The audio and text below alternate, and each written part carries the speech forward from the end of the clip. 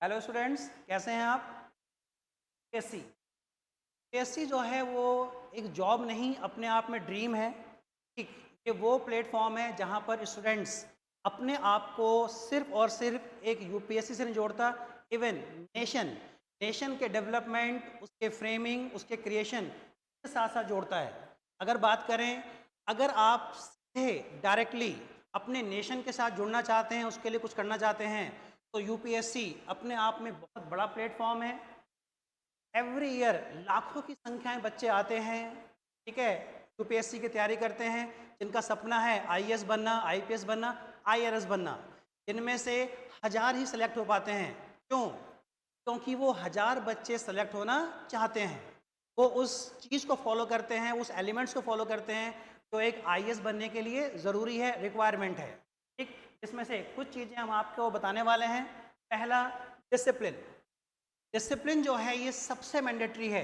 अगर आप discipline follow करते हैं तो समझ जाइए कि बाकी चीज़ें तो आपके लिए सब सेकेंडरी हैं। पहला क्या है? डिसिप्लिन। और यही जो है हमें स्टूडेंट्स में देखने को मिलता है, ठीक, कि बहुत कमी होती है किसकी? डिसिप्लिन की। मतलब ऐसा नहीं है कि यूपीएससी का जो एस्पिरेंट है वो पढ़ता नहीं है, पढ़ता है, बट डिसिप्लिन से नहीं। मान लीजिए आज आपने 8 आवर्स की स्टडी की, कल 10 आवर्स की, नेक्स्ट डे आपकी स्टडी जो है वो ना तो टाइमिंग है और ना ही क्या है, उसका कोई ड्यूरेशन है। क्लियर? मैक्सिमम मैक्सिमम हार्डवर्क नहीं मांगता है, ये मांगता है रेगुलरिटी। मीन्स कि आप चाहे एवरीडे 4 आवर्स पढ़िए, चाहे एवरीडे 6 आवर्स पढ़िए, लेकिन वो आपके कॉन्टिन्यूशन में होना चाहिए, रेगुलर होना चाहिए। क्लियर? अगर ये आप फॉलो करते हैं आने वाले 1 ईयर, तो आफ्टर 1 ईयर प्रिपरेशन के बाद कोई भी आपको आईएएस बनने से रोक नहीं पाएगा। क्लियर?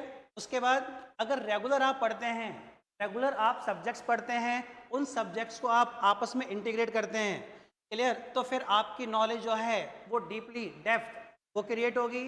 यहाँ पर आप किसी भी एक सब्जेक्ट के चैप्टर्स को या एक सब्जेक्ट के चैप्टर्स को किसी और सब्जेक्ट के, जैसे फॉर एग्जांपल हिस्ट्री और पॉलिटी, कुछ कॉमन चैप्टर हैं जहाँ पर अगर हम इंटीग्रेट करके पढ़ते हैं तो फिर हमारे बहुत सारे डाउट्स क्या हैं, दूर होते हैं, हमारी थिंकिंग जो है वो क्रिटिकल होती है और हमारा कम्युनिकेशन वो इफेक्टिव होता है। कम्युनिकेशन इफेक्टिव क्यों नहीं हो पाता? क्योंकि हमारे पास बोलने के लिए नहीं होता है। नॉलेज तो है, लेकिन जब हम बोलना शुरू करते हैं तो हम एग्जाम्पल्स को लिंक नहीं कर पाते, ठीक है, उन स्टडी में से हम डिसीजन नहीं निकाल पाते, डिसीजंस नहीं बना पाते, इसीलिए जो है हमारा कम्युनिकेशन वो इफेक्टिव नहीं हो पाता। क्लियर? तो अगर देखें, ये चीज़ें आप सामने देख रहे हैं, knowledge depth, empathy, decision making, critical thinking, resilience, effective communication, उसके लिए स्टडी करनी पड़ेगी, डीप स्टडी करनी पड़ेगी, और उसके लिए सबसे अच्छा मीडियम है डिसिप्लिन। और डिसिप्लिन डिसिप्लिन जो है ये आपके अंदर क्रिएट कैसे होगा? उसका सिर्फ एक ही रीज़न है और उसका एक ही मोड है। क्या? आपको बचना होगा एक्सक्यूजेस से। ठीक, एवरी डे जो हम एक्सक्यूज़ देते हैं, जैसे बीमार हो गए थे, यहाँ चले गए थे, वहाँ चले गए थे, ये काम आ गया था, वो काम आ गया था, बिल्कुल होता है। ठीक, यूपीएससी की जर्नी जो है लंबी है। टिपिकल क्यों है? एग्ज़ाम बहुत इजी है, पर जर्नी लंबी है, टिपिकल है क्यों? क्योंकि यू आर सोशल, आप एक सामाजिक प्राणी हैं और ये सारी चीज़ें आपके सामने आएंगी आएंगी, इन्हीं को आपको ओवरकम करना है, दूर करना है।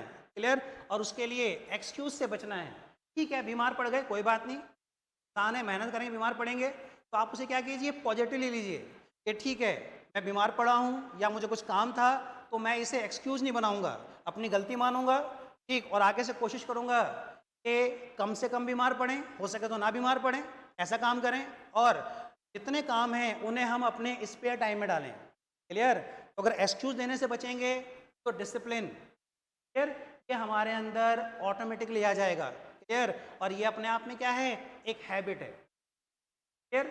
चलिए, इसके अलावा अगर हम बात करें अपार्ट फ्रॉम इट, ठीक, apart from all, coaching plays very crucial role, no doubt. Coaching देखिए, सिलेक्शन तो स्टूडेंट्स ही लेगा, ठीक है, लेकिन स्टूडेंट्स को सिलेक्शन तक पहुंचाने में जो सबसे बड़ा रोल प्ले करते हैं वो है अपने आप में कोचिंग। ऐसा नहीं कि कोचिंग कोचिंग इज या कोचिंग अल्टीमेट गोल या अल्टीमेट प्लेस, नहीं, लेकिन बहुत बड़ा रोल प्ले करते हैं क्या आपके कोचिंग। जैसे खीर, क्लियर? खीर खाई जाती है, अच्छा लगता है, लेकिन उस खीर को कैसे खाया जाए, ठीक है, कैसे वो आपको बना के दिया जाए, ये रोल कौन प्ले करते हैं? कोचिंग। इसीलिए एवरी स्टूडेंट्स, प्रत्येक स्टूडेंट्स को किसी भी कोचिंग को ज्वाइन करने से पहले स्टडी कर लेनी चाहिए, ठीक। उस कोचिंग के ना तो हमें इंफ्रास्ट्रक्चर पे जाना चाहिए, ठीक है, वो भी एक रोल प्ले करता है, क्लियर, लेकिन सबसे मेन है कि हमें क्या देखना है कि उस कोचिंग की रेटिंग क्या है, ठीक है, उस कोचिंग का बैच कैसा है, और सबसे बड़ी बात कि उस कोचिंग के जो टीचर हैं वो टीचर जो है स्टूडेंट्स को पढ़ाते हैं या उनके अंदर स्टडी करने की लगन वो पैदा करते हैं। ये मैटर नहीं करता क्या कि how much qualified you are, ठीक, this is the matter how much knowledgeable you are, ठीक, आप कितना सब्जेक्ट को, टॉपिक को आपस में इंटीग्रेट करा देते हैं। अगर टीचर ये करवा देता है तो समझ लीजिए कि आपका काम आसान हो जाता है, ठीक है। द्रोणाचार्य ने अर्जुन को सिखाया नहीं, ठीक, उसे बताया कि कैसे सीखा जाता है, क्लियर। वरना अगर बात की जाए तो द्रोणाचार्य कोचिंग में 105 स्टूडेंट थे, बट प्रॉपर आईएएस वो सिर्फ और सिर्फ कौन? अर्जुन। इसलिए कोचिंग चूज करते समय आपको ध्यान रखना है कि कौन सी कोचिंग चूज की जाए, बैच कैसा है और टीचर कैसे हैं। क्योंकि देखिए सिर्फ आईएएस रख लेने से, नाम रख लेने से या फिर नंबर 1 लगा देने से कोई ना तो आईएएस की कोचिंग होती है और ना वो नंबर 1 बनता है, ठीक है। तो आपको ये सारी चीज़ देखनी है। अगर हम बात करें वो स्टूडेंट्स जो नोएडा में रहते हैं, नोएडा के आसपास रहते हैं, ग्रेटर नोएडा में रहते हैं, तो उनके लिए हम यहाँ पर 5 कोचिंग के नाम लेकर आए हैं जो अपने आप में टॉप में हैं, ठीक। Number 1 analytics IAS academy, second centre for sociology, third दृष्टि आईएएस, 4 ध्येय आईएएस एंड 5 आईएएस पॉइंट। अब इनके बारे में थोड़ी सी हम जानकारी लेते हैं। देखिए एनालिटिक्स आईएएस एकेडमी, यहाँ पर इंग्लिश और हिंदी दोनों के बैच चलते हैं, ठीक। अलग अलग बैच भी हैं और आपके बाईलैंग्वेज बैच भी हैं। इसके अलावा स्पेशल डाउट सेशन, फिर इसके अलावा ऑफलाइन ऑनलाइन दोनों मोड में है, ठीक। सबसे बड़ी बात small batch size. Small batch size का फ़ायदा क्या होता है? यहाँ पर आप डायरेक्ट टीचर से कनेक्ट हो सकते हैं, उनसे क्वेश्चन कर सकते हैं, डिस्कस कर सकते हैं। और सबसे बड़ी बात, अगर आपको critical knowledge, analysing knowledge create करनी है तो फिर टीचर के साथ कम्युनिकेशन वो मस्ट है, क्लियर।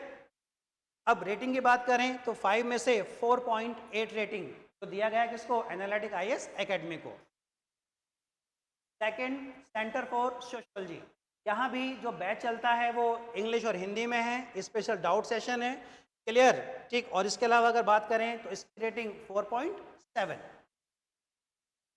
थर्ड नंबर पर दृष्टि आईएएस, ये भी आपका इंग्लिश और हिंदी दोनों मीडियम में है, यहाँ भी डाउट सेशन अच्छे हैं, बट यहाँ सबसे बड़ी बात कि यहाँ के जो बैचेज हैं वो बहुत लेंदी होते हैं, जहाँ पर स्टूडेंट जो है वो टीचर के साथ एग्जैक्टली कम्युनिकेट नहीं कर पाता। तो आप समझ सकते हैं क्या कि कुछ प्रॉब्लम्स आ सकती हैं। अदरवाइज दृष्टि अपने आप में remarkable coaching. Next AIS, clear, जिसकी रेटिंग 4.5, ये भी आपका इंग्लिश और हिंदी दोनों में है, डाउट सेशन यहाँ भी प्रॉपर्ली किया जाता है, ठीक। And last not least IS point.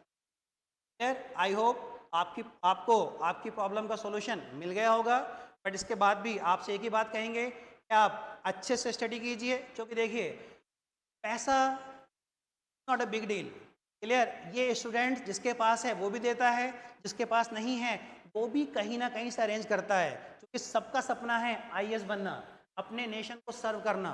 लेकिन बात है कि आप सही इन्वेस्टमेंट कहाँ कर रहे हैं, और इसके अलावा टाइम, टाइम ये अपने आप में सबसे बड़ी बात है, clear. Okay students, I hope आपके डाउट्स क्लियर हो गए होंगे। Thank you so much.